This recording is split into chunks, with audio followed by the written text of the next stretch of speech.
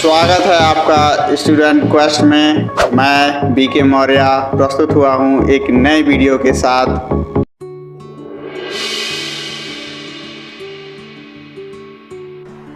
नमस्कार साथियों, आज हम अंतर्राष्ट्रीय राजनीति के यथार्थवादी उपागमों के प्रकारों की चर्चा करेंगे।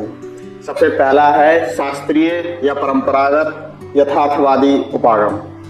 इसकी चर्चा हम पहले कर चुके हैं क्योंकि उसके मुख्य विचारक हैं कौटिल्य, मॉर्गनथाउ, थ्यूसिडाइड्स, ये सारे विचारक हैं जिसको हम यथार्थवाद के अंतर्गत पहले ही पढ़ चुके हैं। दूसरा है नव यथार्थवाद, जैसे संरचनात्मक यथार्थवाद कहते हैं, जिसके प्रमुख विचारक हैं केनेथ वाल्स। और इसी के सब टाइप में आते हैं आक्रामक यथार्थवाद, रक्षात्मक यथार्थवाद, नवशास्त्रीय यथार्थवाद, ये सारे इसी के सब टाइप में आते हैं। इनकी चर्चा हम नव यथार्थवाद के अंतर्गत ही कर लेंगे। फिर अगला प्रकार है तार्किक या वैकल्पिक यथार्थवादी।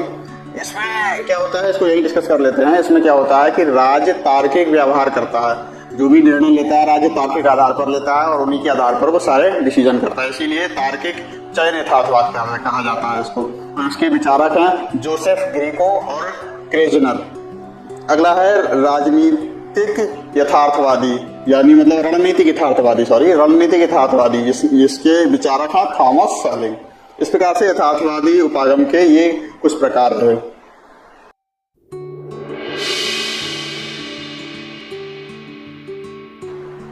अब नव यथार्थवाद की चर्चा कर लेते हैं। New realism. नव यथार्थवाद के प्रतिपादक हैं केनेथ वाल्स। इन्होंने 1970 के दशक में अपनी एक पुस्तक लिखी थी, थ्योरी ऑफ इंटरनेशनल पॉलिटिक्स। 1979 में इसका प्रकाशन हुआ था और इसी के साथ ही नव यथार्थवाद का प्रारंभ माना जाता है। और नव यथार्थवादियों ने यथार्थवाद का जो विश्लेषण है वो व्यवस्था सिद्धांत के आधार पर किया, अर्थात अंतर्राष्ट्रीय संरचनाओं के आधार पर किया था। और इन संरचनाओं के विश्लेषण के द्वारा इन्होंने बताया कि अंतर्राष्ट्रीय राजनीति की जो संरचना है ना वो अराजकतापूर्ण है। अराजकतापूर्ण क्यों है? क्योंकि यहाँ पर कोई भी ऐसी व्यवहारिक संस्था नहीं है, कोई भी केंद्रीय संस्था नहीं है, कोई भी अंतर्राष्ट्रीय संस्था नहीं है जो राज्यों के व्यवहारों को नियंत्रित कर सके। और इसी कारण ये जो अराजकता है वो युद्ध कराती है, ये युद्ध का कारण बनती है। नव यथार्थवादी इसीलिए युद्ध का कारण को मानते हैं कि अराजकता की वाली जो संरचना है यही एक युद्ध का कारण बनती है। इसी कारण केनेथ वाल्स ने अंतर्राष्ट्रीय राजनीति को शक्ति के लिए संघर्ष कहा है। मतलब इनका मानना है कि अंतर्राष्ट्रीय राजनीति जो है वो शक्ति के लिए संघर्ष है, और जहां अंतर्राष्ट्रीय राजनीति शक्ति के लिए संघर्ष मानी जाती है तो वहां राष्ट्रहित की बात मूल हो ही जाती है। तो राष्ट्रहित को भी ये केंद्रीय विषय मानते हैं। और जो राष्ट्रहित, इनके अनुसार राष्ट्रहित का मतलब है कि राष्ट्रीय सुरक्षा, और इस राष्ट्रीय सुरक्षा को अधिक से अधिक बढ़ाने की बात करते हैं ये। इसी कारण एक विद्वान है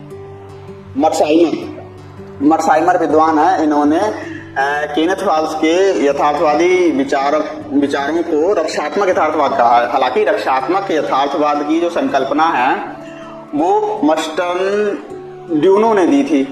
मस्टन ड्यूनो ने रक्षात्मक यथार्थवाद की संकल्पना दी, लेकिन मर्साइमर ने केनेथ वाल्स के विचारों को भी रक्षात्मक यथार्थवाद कहा है। केनेथ वाल्स जो हैं इन्होंने शक्ति को साधन और राष्ट्रहित को साध्य माना है। इन्होंने शक्ति और राष्ट्रहित को दोनों को एक जैसा नहीं माना। इन्होंने शक्ति को साधन माना है और राष्ट्रहित को साध्य माना है कि राष्ट्रहित को प्राप्त करने के लिए शक्ति एक साधन है। और इसीलिए मानव व्यवहार के स्थान पर अंतर्राष्ट्रीय राजनीति के विश्लेषण करते हैं। ये अंतर्राष्ट्रीय राजनीति का विश्लेषण करते हैं और उसका आधार बनाते हैं संरचनात्मक आधार उसका मानते हैं।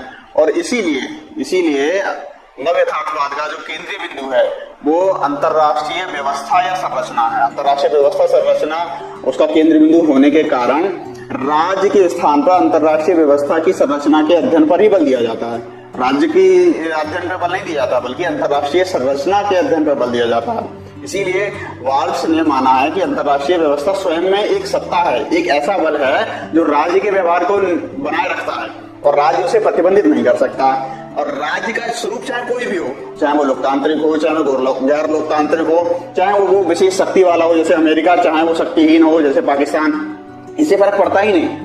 इन्होंने अपना मुख्य ध्यान सिर्फ और सिर्फ अंतर्राष्ट्रीय व्यवस्था या अंतर्राष्ट्रीय संरचना पर आधारित किया और उसी व्यवस्था और संरचना के आधार पर ही राज्यों के व्यवहार का विश्लेषण किया है। तो ये सारी चीजें नव यथार्थवाद के अंतर्गत आती हैं। नव यथार्थवाद के अंतर्गत सब जो टॉपिक हैं उनको, जैसे कि अब आक्रामक यथार्थवाद है या रक्षात्मक यथार्थवाद है, जैसे अभी हमने डिस्कस किया है, केनेथवाद के ही विचारों को ही रक्षात्मक यथार्थवाद कहा जाता है। इसमें आता है न्यू क्लासिकल यथार्थवाद जो आता है, वो भी इसी का एक सब टॉपिक बन जाता है। और इसी के अंतर्गत संरचनात्मक यथार्थवाद भी आता है, क्योंकि ये संरचना पे ज्यादा जोर देते हैं, तो इसी के ये सब टॉपिक बन जाते हैं।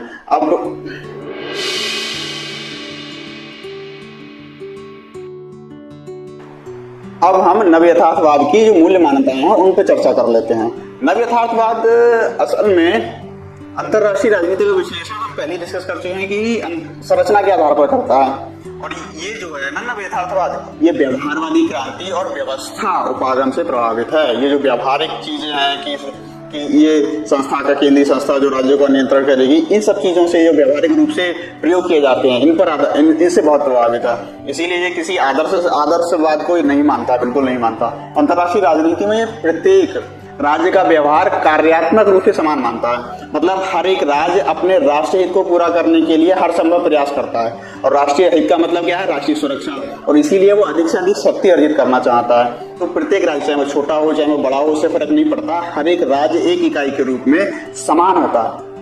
इसलिए ये यथार्थवाद का जो विश्लेषण है ना, वो वस्तु एवं वैज्ञानिक रूप से किया जाता है। मतलब यथार्थवाद का विश्लेषण वस्तुनिष्ठ एवं वैज्ञानिक रूप से किया जाता है। वस्तुनिष्ठ का मतलब है कि वो एक निश्चित पैमाने के आधार पर होता है, और वैज्ञानिक पद्धति के द्वारा ये पूरा किया जाता है। इसमें राज्य की शक्ति, यथार्थवादियों का मानना है कि जो राज्य की शक्ति है वो कई तत्वों से मिलकर बनी है। केवल सैन्य शक्ति ही राज्य की शक्ति नहीं है, बल्कि राज्य की शक्ति जो है ना, कुल राज्य की जो उसकी कुल क्षमता है, जैसे राज्य में आर्थिक क्या है, सांस्कृतिक क्या है, सामाजिक क्षमताएं क्या है, उसकी वो सारी क्षमताओं को, जो उसका कुल योग है, उसको मिलाकर राज्य की शक्ति का निर्माण होता है। वही राज्य की शक्ति कहलाती है।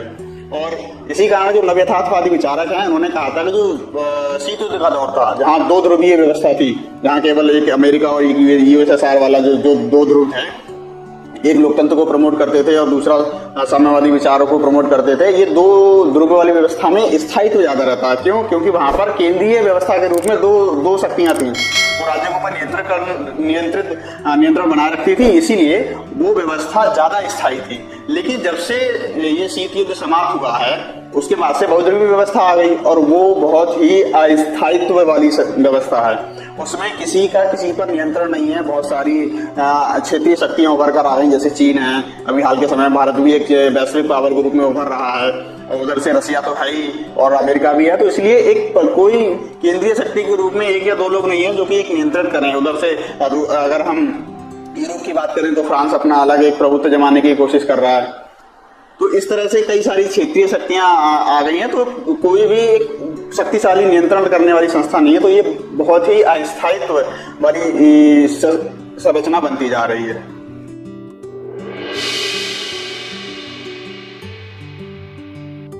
अब हम नवशास्त्रीय यथार्थवाद की चर्चा करते हैं, न्यू क्लासिकल रियलिज्म। इसके जो प्रतिपादक हैं या इसके मुख्य विचारक हैं वो हैं सोइलर और फरीद ज़कारिया। ये मुख्य विचारक हैं। ये नवशास्त्रीय यथार्थवाद और कुछ नहीं है। ये नव यथार्थवाद में जो कमियां रह गई थी उन्हीं कमियों को दूर करने का प्रयास इन्होंने किया। इन्होंने क्या किया है कि शक्ति के वितरण और राज्य की विदेश नीति के व्यवहार के मध्य घरेलू कारकों को तीसरा सबसे महत्वपूर्ण कारक माना है।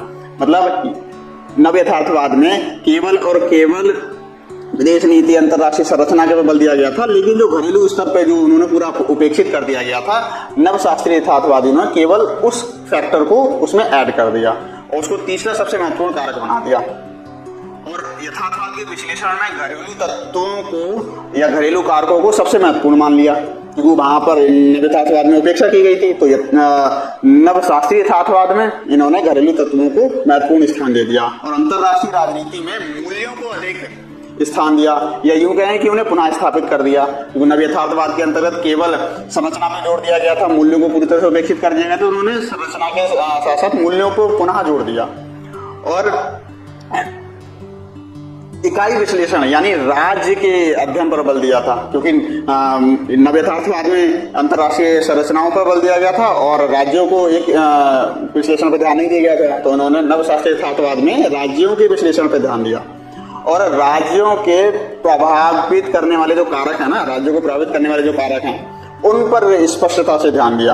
और इसी कारण इन्होंने 3 इसके फैक्टर बताए हैं कि राज्य नेतृत्व का प्रत्यक्षण है। राज्य जो है कि अंतर्राष्ट्रीय स्तर पर राज्य ही नेतृत्व करता है, कोई अंतर्राष्ट्रीय व्यवस्था नहीं है। और वो उसमें अंतर्राष्ट्रीय संरचना की बात कर रहे थे वो, तो उसका कोई रोल नहीं है, राज्य ही सब कुछ करता है। इन्होंने राज्य को केंद्रीय बिंदु बना दिया था नवशास्त्रीय यथार्थवादियों ने। और इन्होंने अगली बात कही है कि राज्य समाज के संबंध है, मतलब जो राज्य समाज है ना, राज्य समाज मतलब जो बहुत से राज्य हैं उनका एक समूह है, जैसे यूएन है, ऐसे उनका जो संबंध बनता है आपस में, वो सारी चीजें कैसी हैं। ऐसे राज्यों की अभिप्रेरणा क्या है, कि जो राज्य हैं उनका मोटिवेशन क्या है, इसके बेस पे इन्होंने राज्य को ही केंद्रीय सत्ता माना। और इनके जो भी मूल मान्यताएं हैं वो नव यथार्थवाद की ही तरह हैं, और उसमें मूल मान्यताओं में उसमें कोई अंतर नहीं है। बस इन्होंने नव यथार्थवाद में कुछ सुधार किए हैं, जो उन्होंने उपेक्षा की गई थी, उन्होंने इस चीज को नव शास्त्रीय यथार्थवादियों ने थोड़ा उसमें चीजों को ऐड कर दिया।